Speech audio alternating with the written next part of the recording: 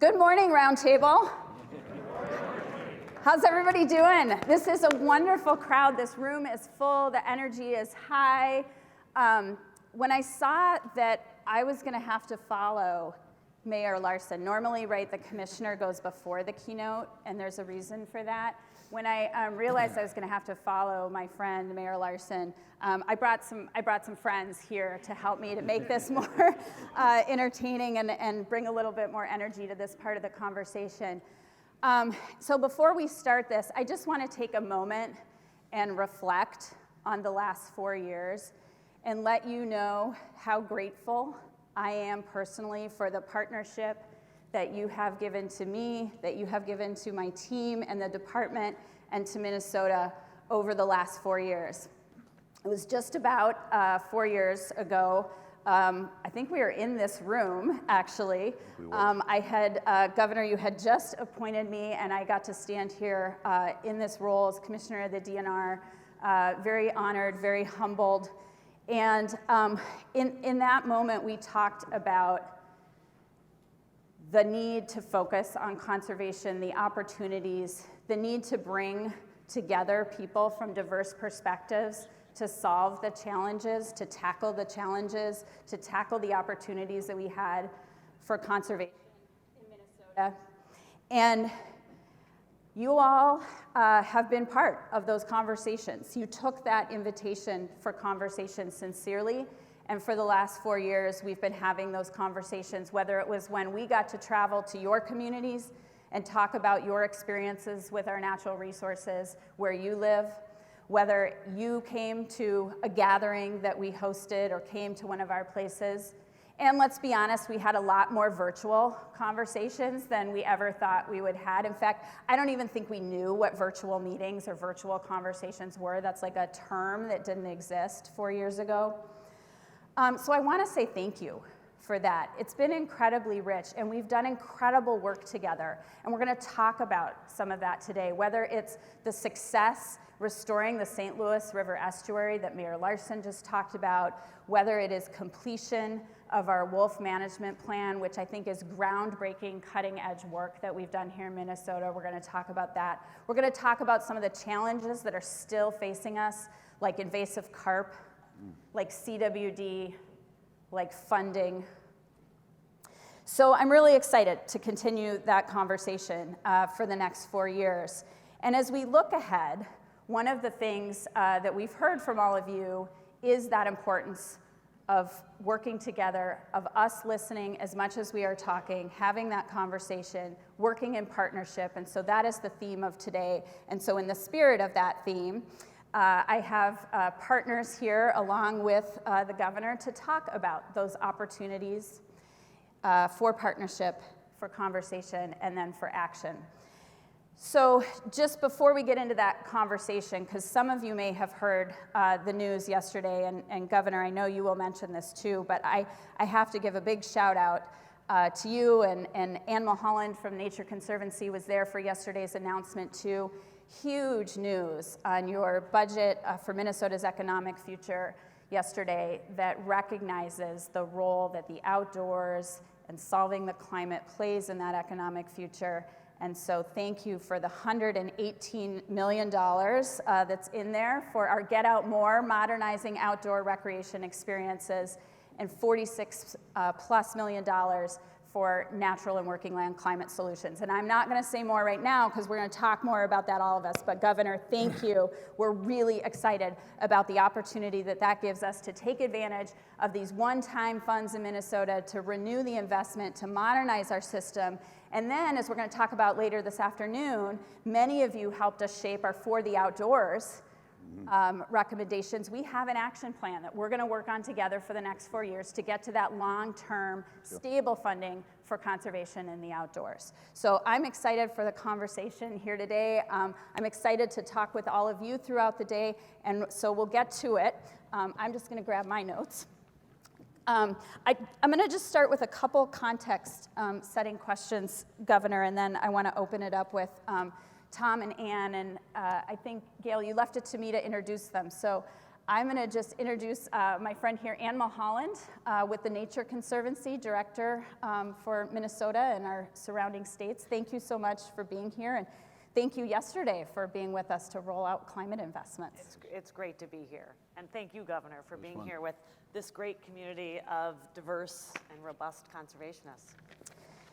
And Tom Neustrom, fishing guide, MinFish board member, successful fishing guide, made sure the governor caught a fantastic walleye last fishing opener. Thank you for, thank you for being here.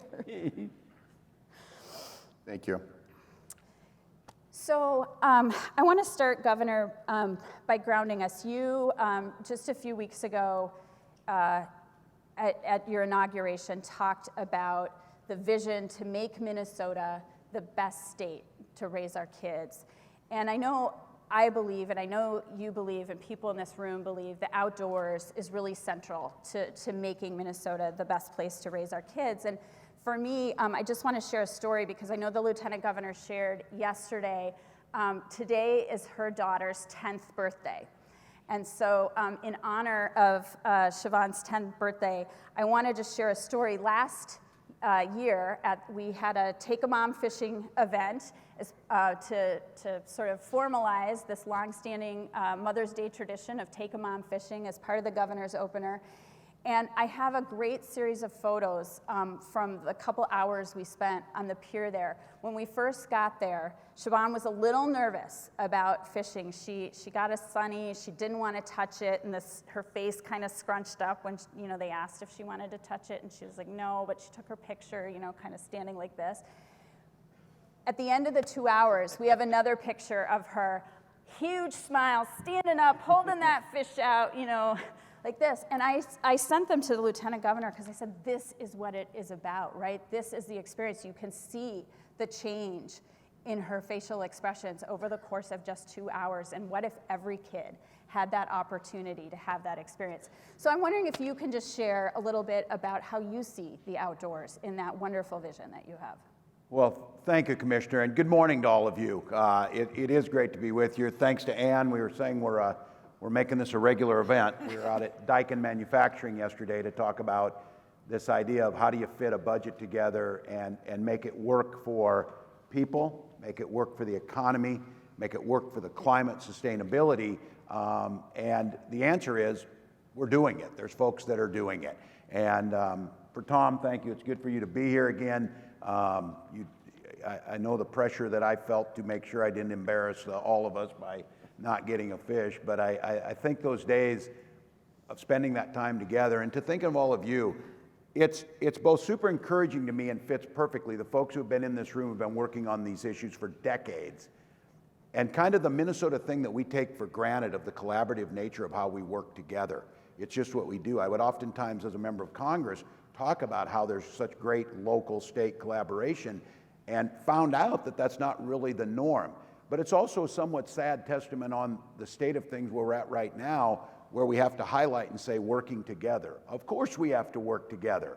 Of course that's the way we get things done. I think it is important to reground ourselves by conferences like this to make that case. Now, coming back to this idea about what's best for children, there's certain things that are just universally pretty popular with people. Puppies, little kids, things like that. So for those who are cynical, to say, of course you're going to say you want it. The one thing I say, whether it would be a coach, a teacher, whatever I would do, is having an aspirational point you want to get to is fine. But if you're not providing the measurable steps to get there behind it, you're not really serious about doing it. It's just more about saying it. We're going to reduce this. And I would argue it's the same thing with climate change. When you make a goal too big for people to grasp, you lose their focus and intention of believing it can be there. Our focus around making Minnesota the best state to raise a child, just to be clear, that is the litmus test that if the children are doing well, we're all doing well. If the children are doing well, our economy is doing well. If the children are doing well, our environment will doing well. Because if none of those things are happening, it shows up first and foremost amongst the children. It starts to show up where we're falling short. So when you hear me say the best state to raise a children, education is a piece of that. That is a piece of that. But it starts way before that. It's prenatal health care for the mother. It's housing stability. And it's all the things that bring social and emotional health to those children. And I don't say it because many of us in here have the privilege, by geographic location or where our families are at, we're being literally amongst the ability to do things outdoors, to be in those rivers, to hike those trails, to do whatever it may be. And the emotional side of that for you is, that's where many of us tell the stories of being in the field or on the lake with friends and family and the memories that were created. But there's another side of that. There's several more sides of that. One is the research shows, and you saw it this week, there was an article in one of our local papers, the connection to the outdoors reduces the incidence of mental health, a dramatic impact on depression. We start to see that sense of connection.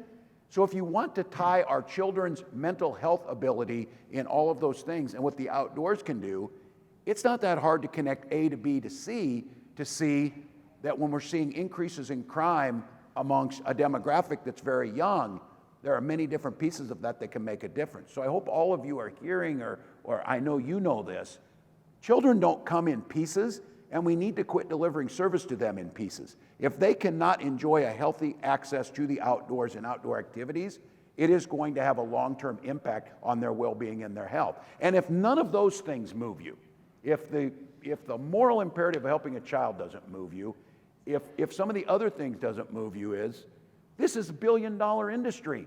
We need new consumers too. We need young people to get engaged in this. We need folks to go along. This is not a cynical approach to things. It's a sustainable way to get everybody involved in understanding why the carbon reductions and why companies like Daikin are going to work. And I would just end with this. We may come back.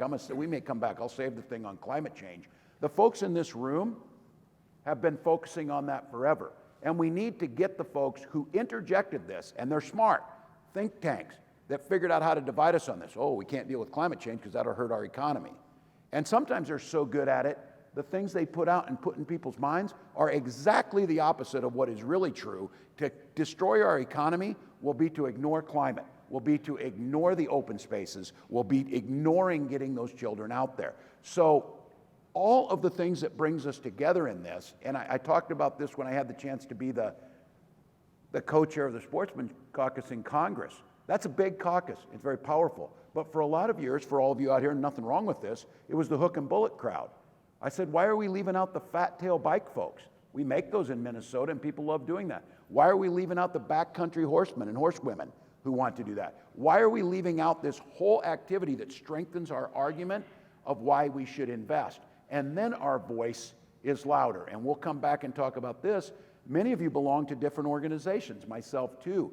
But finding that voice and finding that organization to impact real change, to improve the things we all care about, is really powerful. So when you hear me say, I want this to be the best state for children to grow up in, it darn sure better be a sustainable state. It darn sure better be a place where access to the outdoors is available to all, where we highlight urban opportunities as well as greater Minnesota opportunities, and where we think about where those barriers are at to try and reduce them and invest. And the state of Minnesota is a partner with you in this, and we'll come back. I'm going to highlight it. I've said this time and time again. Those of you involved with passing the Legacy Amendment, it was visionary and genius on what you did. But you have to be careful on how you nurture things where I think we've got pretty fat and happy in Minnesota expecting we have great fishing, great outdoors, great opportunities. So we'll just let that Legacy Amendment take care of it. It was never intended to do that. The state of Minnesota needs there to provide that core support to build on it. And then our job, all of us, is to go out and make the case to Minnesota why investing in new fish hatcheries in Waterville will not only improve those who they may see it as a recreational activity, it will improve habitat and climate, and it will add to that $4 billion a year industry that supports the resort owners that are here, that supports the local bakery that you stop by and get your donuts before you head out. All of those things are interconnected. So that's what you're hearing. And I would ask you, as you're seeing this budget roll out, I said, view it as like a Lego, three-dimensional. We're putting all the pieces together. The end result I want to see is a healthy, prosperous, thriving state where everybody sees a home in here and a place where they can be. And I want to just be clear, I appreciate the Commissioner Strommen's, thanking for the budget. That's you. You're the ones who said put this money into this. You're the ones who made the case, and you were listening to people who were out there. So I think taking ownership of what we're doing together, of working together, we're going to need your help, because I know you're going to find this hard to believe. We're going to find some resistance to some folks who are elected to office who don't believe putting the money in a fish hatchery is the best use of our surplus. And we're going to have to make the case of why we believe it is. Well, thank you, Governor. That's an excellent explanation of, I think, both the working together theme and why it's important to work together, and I think making the case of why these investments that you've proposed are important. I also just want to note, speaking of young people, we have a group of young professionals in the room, and I just want to take a second. If you are a young professional joining us today, please stand up. Because, Governor, you acknowledged, thank you for being here.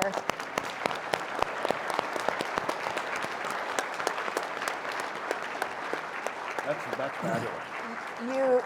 Governor, you acknowledged the folks who have been doing this work for decades, and we are grateful for all of us, all of you.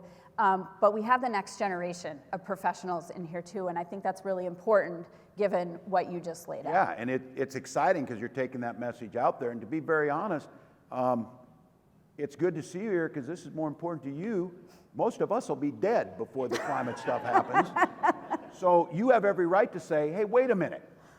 Help us get this done, because you got to experience the lakes when they look like this. You got to experience the things when like this. If I'm all of you, I don't want to hear the old people talk about how the pheasant hunting was at one time and how it could be. You want to talk about why isn't it that way now? Why isn't it there? So I'm glad you're here. Great. Yep.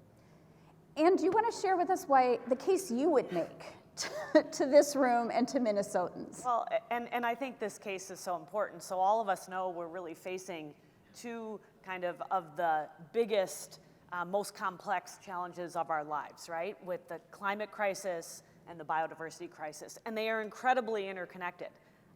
And it's very important to address them both together. And Minnesota kind of stands in a really important place in those two crises, right? We're warming faster than other states in the United States, and there's real impacts on fish, ice, our ice, shorter ice season, moose population. Our bird population is down an extraordinary amount. And if you want to talk about the economy, you think about those things, fishing and birding, and that's a huge part of our economy. So there's real reason for us to care, and care a whole heck of a lot. And the great thing is there are a lot of solutions that solve for both of those problems, that both help sequester carbon and make sure that we have clean water for fishing, for drinking water, for swimming, for all of those things that are important to Minnesotans. So we have those incredible natural solutions that are important. And Governor, one of the things that we're thinking a lot about is we appreciate greatly those investments yesterday. Those are going to make a huge difference on the ground. I'm really appreciative that they're in the economic package. Yeah. I mean, what an important message to send, that conservation is an economic issue for Minnesota. And one of the things that I think many of us think about a lot, I know I've been at a lot of tables that we talk about this, is how can we together, to kind of go on the theme of the conference today, how can we together elevate the urgency of conservation, restoration, land management practices? How can we elevate that urgency for climate, for biodiversity, in our dialogues and in communities? Because I know we all care a lot about that. We're all going to be up at the Capitol advocating for those investments that you made yesterday, and I hear rumor that more might be to come next week in that announcement, and that's really exciting. But how do we elevate that urgency? Yeah, and this is one where the teacher in me, this is really inspires me, that I don't think negatively when someone has a different opinion on this or they see it. Now, just to be clear, climate changing is not an opinion. It's pretty much where things are at. Now, with that being said, I think we need to recognize where people's lives are at. And I always said, the teacher in me knows this. Some of you remember your intro to psychology classes or whatever, Maslow's hierarchy of needs. It's pretty hard for people to worry about self-actualization and climate if they don't have enough food to eat or they're under threat.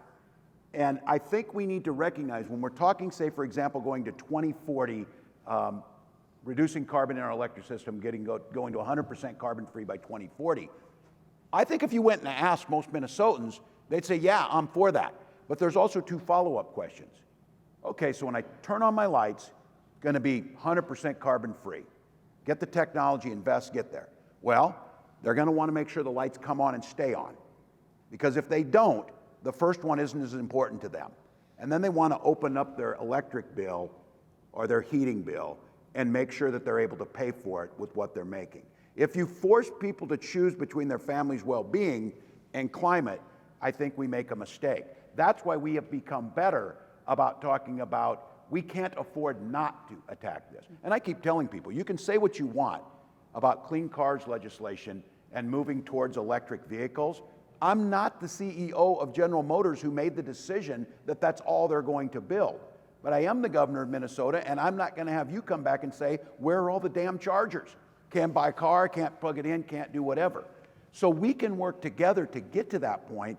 And I think, again, messaging the economic well-being as well as the environmental. We were at Daikin, one of the world's largest producers of heating and cooling. Daikin is a 100-year-old company, Japanese company, that is manufacturing in Minnesota, hundreds of jobs. And they were an industry, and some of you younger people remember here, I remember my awakening on this when the first time I heard something that we were in trouble on climate was in the mid-'80s. Some of you remember this, and that first picture of a depleted ozone layer over Australia. And they told us we're going to get more skin cancer, it's going to do all of this, and it was continuing to grow. Well, science figured out it was the refrigerants we were using, like Freon, in our air conditioners. Now, you could have had a company like Daikin, and we could have the rest of the world say, and believe me, some of you remember this, at one point in time when we, as a globe, got rid of the chlorofluorocarbons, Freon, the biggest thing being smuggled across the Mexican border was not cocaine or marijuana, it was Freon that people were putting into their cars to get around the ban in the beginning. Well, fast forward 30 years, Daikin didn't go broke. They innovated ways to reduce that down while simultaneously reducing carbon. And we got news here over the last month that the ozone layer has significantly begun to close again.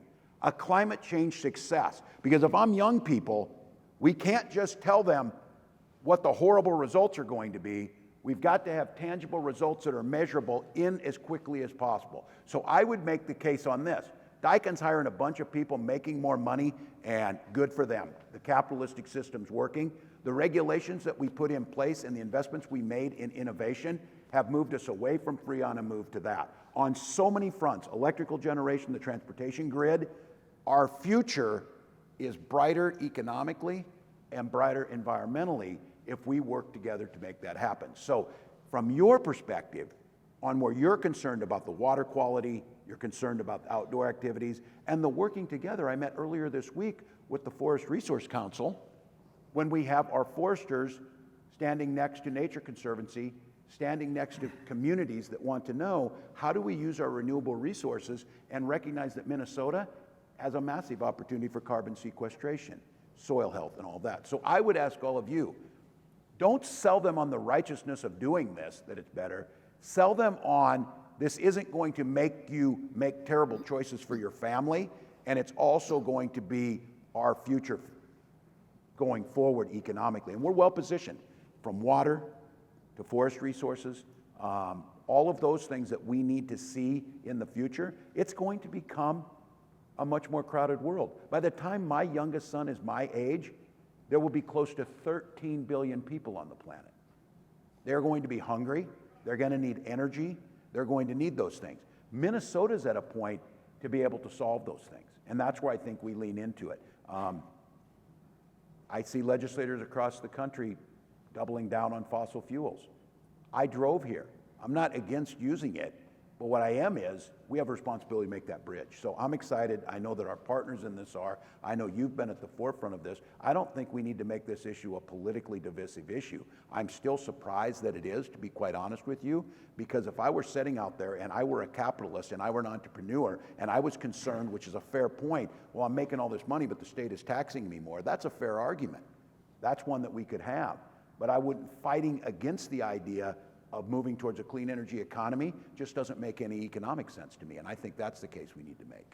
And Governor, thanks for that answer. I really appreciate it. And I would just say that, remembering that nature is available and ready to help tackle climate and address the biodiversity crisis. It's cheaper. Yeah. It has all sorts of co-benefits that matter to Minnesotans, to our way of life. And all sorts of health benefits, and we can get at it quickly. Those of us in this room are ready to get at it quickly to make sure nature is doing its job for climate. Yeah. So Tom, I want to hear from you, because obviously climate also has an effect on our fishing. Our fishing is tied to the economy, so it's right in the middle of all of these things that we've been talking about. So I'd love to hear your thoughts on this. Well, there's several different issues here, even with the climate, and I was kind of going over my notes a little bit. One of the very famous anglers that a lot of people in this room associate themselves with is Al Linder. Al told me, if you need to look at your notes constantly, sometimes maybe you don't know what you're trying to, the message you're delivering, but sometimes you got to do that. But I think when we look at climate change, one of the things that probably really worries me is how the cold water species are going to react to this climate change. Walleyes and trout and pike, and I mean, they're not a bass or panfish. So if we get a warming condition over the next 20 to 50 years, is it going to affect those species? I think it will. And that's why it's so important that we have hatcheries. Minnesota has some of the best hatcheries in the country, but they need fixing. They need work. They don't need to be rebuilt, to a brand new one, but they need fixing. And the governor has told us that he is going to support, that total deal for us. And I think it's important. And when you look at fishing as an industry, it's a big one. Minnesota, it's $4.4 billion a year. That's a lot of money. When you think of all the big corporations across the country, I'm sure they wish they had that kind of money coming in. And I think that, myself as an angler, I've seen change, sure. Is the change that dramatic for me? I would say not as dramatic maybe as some people think it is, but we're learning to utilize not only our electronics, but we're kind of learning to utilize what we see with our eyes. When the governor fished with me last year on opener, I think he was amazed being up in that north country, up on Cutfoot Sioux and up on Winnie, to see the people. How many people were there? I mean, it was incredible. You come out of Williams Narrows, out of a public access, and it was boat after boat after boat. And there was hundreds of boats on Cutfoot Sioux. And I remember Chairman Jackson, who was one of the guests in the boat with his wife. And Chairman Jackson is here with us today. Chairman, would you stand up for a second, please? Yay. Thank you. The governor was standing in the front of the boat, and he was amazed by all these people. And he was looking around, and he says, I just can't believe what's going on here. And Chairman Jackson said to him, Governor, this is what Minnesota is. This is what fishing is to the Minnesotans that we know and love. And he said, if you give them fish, they will come. That's a great statement because of the fact that I think as being a board member with MinFish, it's one of the qualities of our group that we want to bring forward and be people that represent the anglers in Minnesota. And we can have conversations with the governor. We can have conversations with several different people. And we want them to understand that we're about the anglers in Minnesota. If you haven't heard of us or you haven't seen us, we got some pretty cool people that are involved in it. Al Linder, Ron Shera. I mean, you've got a lot of people that are board members and great advocates for what we do. But the thing is that fishing is so important in Minnesota to our Minnesotans. And you know, when you look at 25% of the population fishes, 25%, a quarter, the entire population of Minnesota fishes. You know, that's not only big bucks, but that's a big involvement. And then, you know, for you young professionals, you have to understand that a lot of this stuff is really about the future. And you got to continue on, and if you want a career in the DNR, you're going to be part of that growth.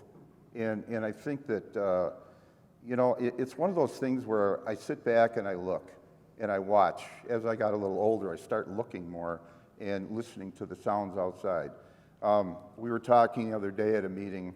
I go by a lake up north of Deer River, about 35, 40 miles, and every year I see something that really, really just kind of tips my eye about what I've become and who I am.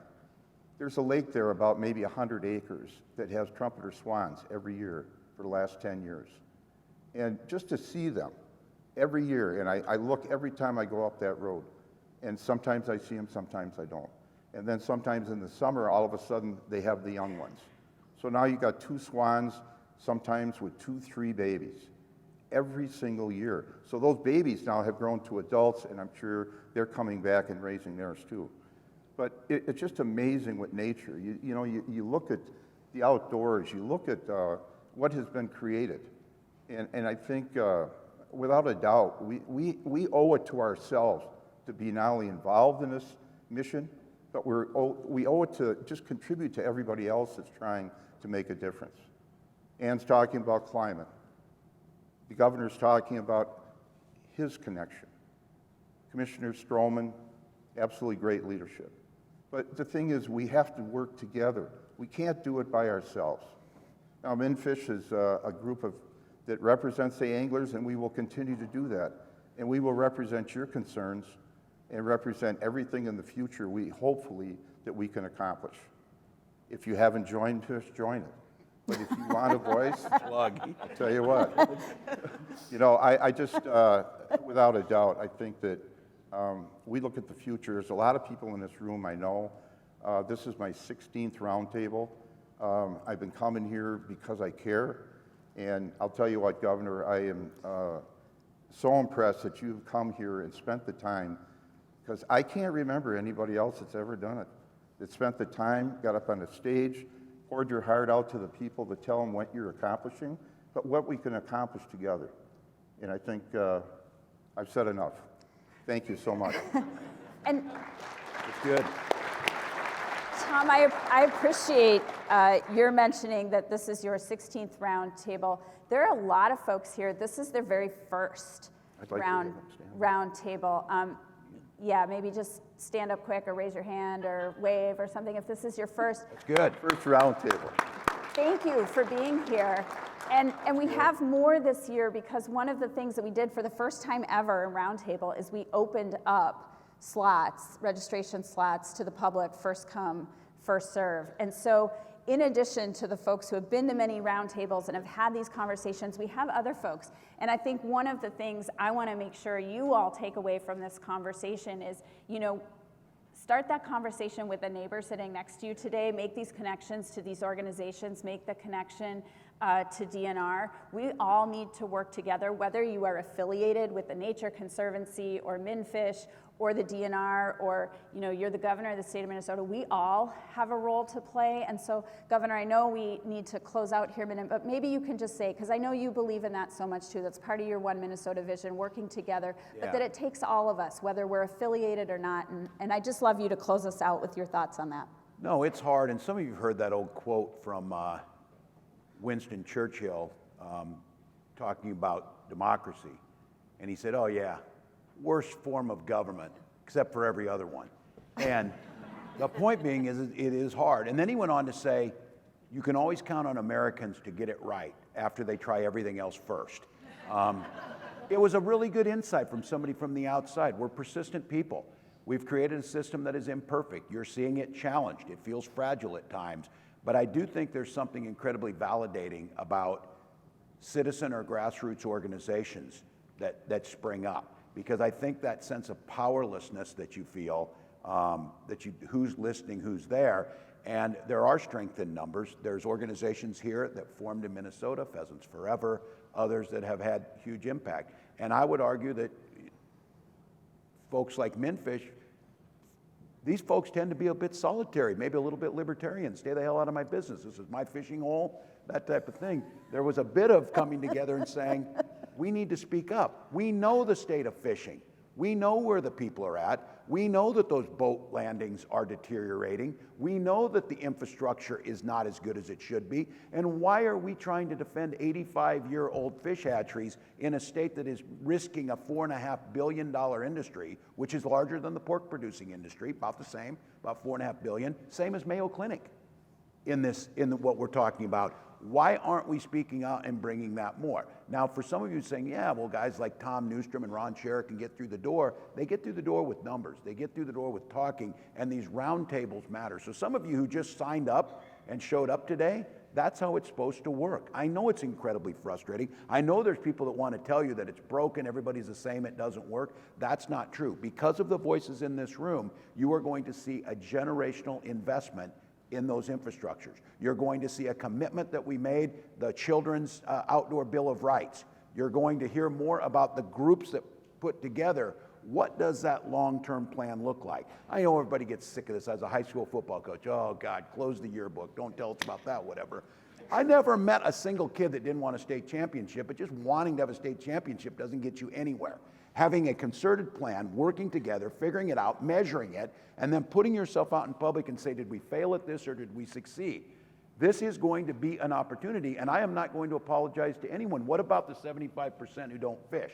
Well, they benefit from it. They benefit from the clean water. They benefit from the healing parts of this. And to be very honest with you, I'm convinced with these guys, the 75% that don't fish isn't because no one asked them yet to take them out, because once they do it, they're going to do it. Because they're going to, you said it with the little one. When you feel that sense of camaraderie, and I'll go back to that again.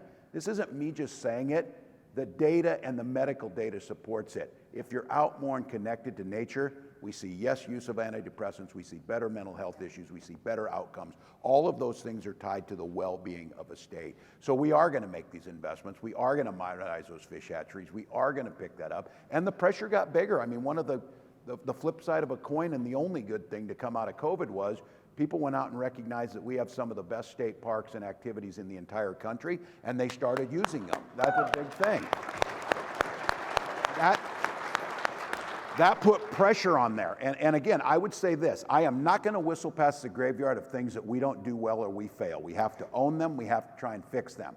But I am at a point now where there's a little bit of the Minnesota humbleness or whatever, that we don't want to talk about things we do well. We have the third lowest child poverty rates in the country. That's something to be really proud of, but we need to do better than that because we're still leaving some of them in. We need to start professing those types of things, coming up with plans. We have the best access to the outdoors, and we can lead this nation on sustainability around that if we choose to do so. And I say if we do, I know this is preaching to the choir, but we need more choir members and we need them to sing louder, especially right now. Here's the good news, that it's rare that I'm able to predict, especially with the legislature. They're an independent branch. Lord knows they are an independent branch. They're going to do their thing. That's the way the system works. But I can tell you with your voice, the work that you're doing, by May, we are going to have a generational investment in these things. But here's what I'm going to ask of you. We have to maintain them then. We should be thrifty with every one of your dollars, but I can't ask DNR if they don't have the people to do it, if they can't ask it to be there. And from Pittman Robertson and everything, we've paid our way. Those of us who participate in these activities, we've paid our way. It's time now for the state to invest in that, making sure that the legacy is not a, supplant state funding. Why should we put state money in? We got this or whatever. We cannot have that. We, within the next couple months, can move us back to a floor that is a starting point that many of you got us to in the heyday in Minnesota. And then we're going to need to continue to keep this pressure going forward to keep building out. And again, the return on the dollar, we'll measure it. The results we get, we'll measure it. The quality of life enhancers, we'll measure it. We have to be able to do that. We may not get all of it right, but I can tell you that we don't have to keep looking for 50-year change or lament about an 85-year-old fish hatchery.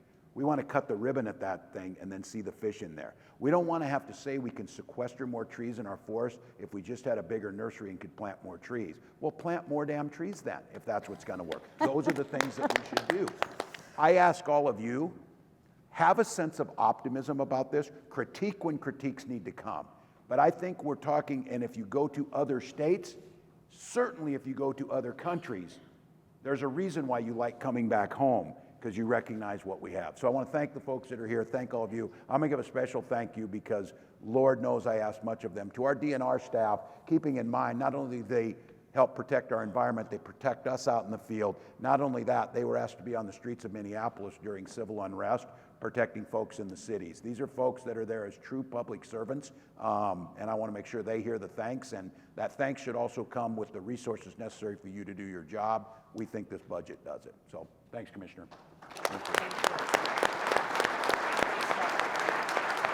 Thank you, Governor. Thanks, Ann.